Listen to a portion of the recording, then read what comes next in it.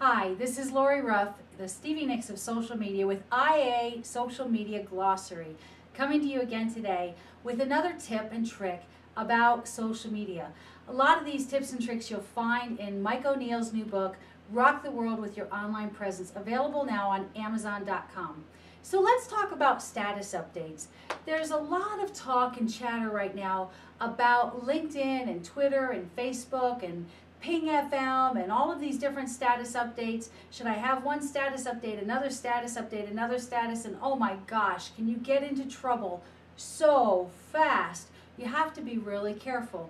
Now, when you're doing a status update, consider where the status update is going and what that community is like.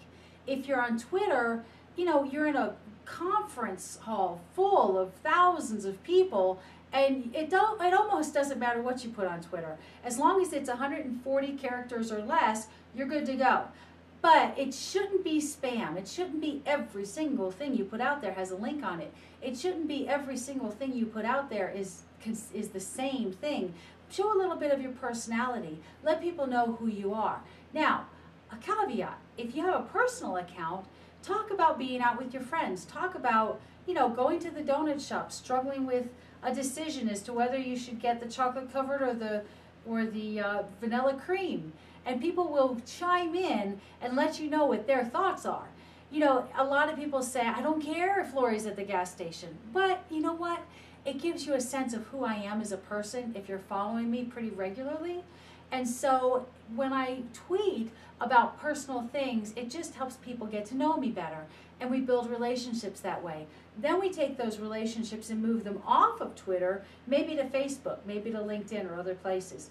As a matter of fact, with the new Twitter list, now I even have a list of LinkedIn users and fave friends and all kinds of different stuff going on like that, so I can quickly find people I'm looking for.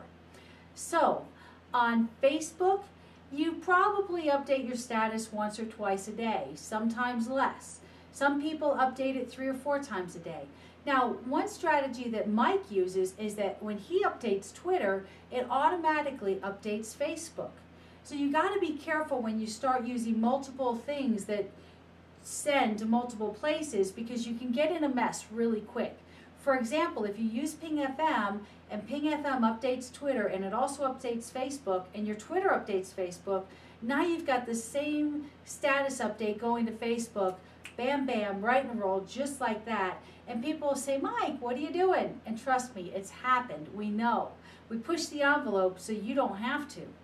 So be real careful. Be conscious of the context and where you are and what you're doing.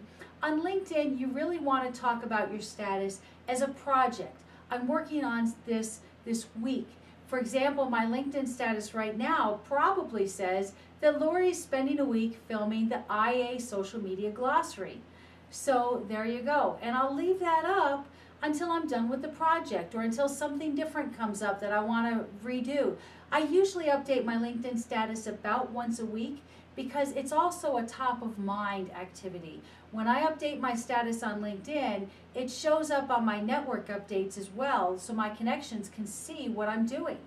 It's another opportunity for them to get to know me and be exposed to me and who I am and what I have to offer. So that's it for status updates. Hope that helps. This is Lori Ruff, the Stevie Nicks of social media, with IA Social Media Glossary.